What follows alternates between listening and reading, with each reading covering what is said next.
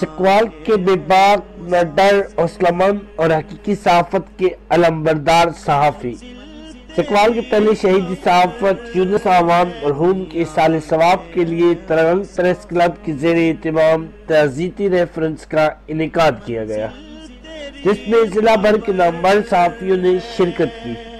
اس موقع پر تلاوت قرآن پاک کی سعادت جنرل سیکرٹری پریس کلب ترنگ قاضی عبدالقادر، جبکہ نعتیہ اشعار کی سعادت عبدالرحمن شاد صاحب نے حاصل کی۔ تقریب سے خطاب کرتے ہوئے چودھری غلام ربانی، عمران کیسر عباس، شفیق ملک، زاہد اعوان، ضیاء قادری، ارشاد شاہ قاسمی، عبدالرحمن شاد، سراج الحق، ریاض انجم، اعجاز خالد اور دیگر نے مرحوم یونس اعوان کو زبردست انداز میں خراج عقیدت پیش کرتے ہوئے کہا کہ یونس اعوان ایک ناڈر اور بے باک صحافی تھے اور چکوال میں حقیقی صحافت کرنے والے بہت کم لوگوں میں ان کا شمار ہوتا تھا۔ ہمیشہ عوام کی مسائل کی نشاندہی اور صحافت کو جہاد سمجھ کر اپنے فرائض کو انجام دینے والے اس عظیم صحافی یونس اعوان کی وفات سے چکوال کی صحافت میں پڑھنے والے خلاف کو پر ہونا ممکن نہیں۔ ان کی وفات سے چکوال ایک حقیقی صحافی سے محروم ہو گیا،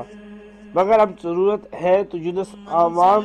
جیسے عظیم صحافی کے افکار کو اپنا کر ان پر عمل پیرا ہو کر حقیقی صحافت کرنے کی۔ اس موقع پر چودھری غلام ربانی نے شورش کشمیری کے خوبصورت الفاظ کو دہراتے ہوئے کہا کہ وہ زہر کو زہر نہیں کہہ رہے اور نہ ہی ان میں زہر کا احساس ہے۔ سیاست، رقاصہ اور صحافت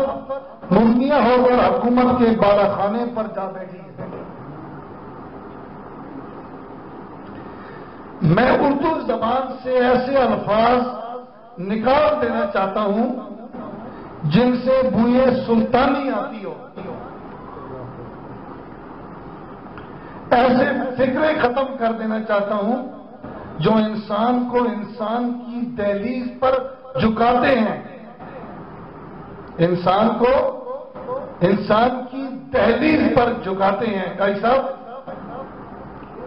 اور جن کا منشا مفہوم انسانوں کے دماغوں میں انسانوں کی اطاعت پیدا کرنا ہے۔ تقریب سے خطاب کرتے ہوئے پروفیسر طاہر ملک کا مرحوم یونس اعوان کو خراج عقیدت پیش کرتے ہوئے کہنا تھا کہ پسے ہوئے طبقے کے لوگوں کو مکانوں اور محلوں میں لے جا سکتے ہیں، لیکن اگر آپ اس طاقت کو استعمال کریں اس کے بعد جو چھوٹی خبریں اور وہ پاکستان سطح پہ چلی جائے تو یہی آپ کی سکسیس ہے۔ ہر آسٹریلیا کی سپورٹس میں چکوال سے ریلیٹڈ لڑکی کی انہوں نے خبر کی، اور یہاں ناصر ملک صاحب ہیں، شفیق ملک صاحب ہیں، بہت سارے لوگوں نے جو چکوال تلگام کے غریب ترین لوگ سرکاری سکول سسٹم سے آگے بڑھ کے آ سکے، انہیں پاکستان لیول پہ پہنچانا آپ کا کام ہے۔ جو دم توڑ رہے ہیں مریض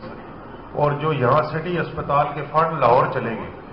تو اگر بجٹ آیا ہے تو بجٹ کی کاپی کو پڑھنے کی گوارا تو کریں، ویب سائٹ پہ دیکھیں تو صحیح کہ ان ضلعوں کے فنڈ لاہور کے قبرستانوں کے فنڈ میٹرو میں جا رہے ہیں اور ایک ٹرین میں جا رہے ہیں، تو یہ صحافت ہے کہ اس کو لنک کریں کہ بول کے لب آزاد ہے تیرے، بول یہ تھوڑا وقت بہت ہے جسم و زبان کی موت سے پہلے، بول کے سچ زندہ ہے، اب بھی سچ زندہ ہے، مرا نہیں۔ تقریب کی آخر میں مرحوم یونس اعوان کے سال ثواب اور بلندی درجات کے لیے دعا بھی کی گئی۔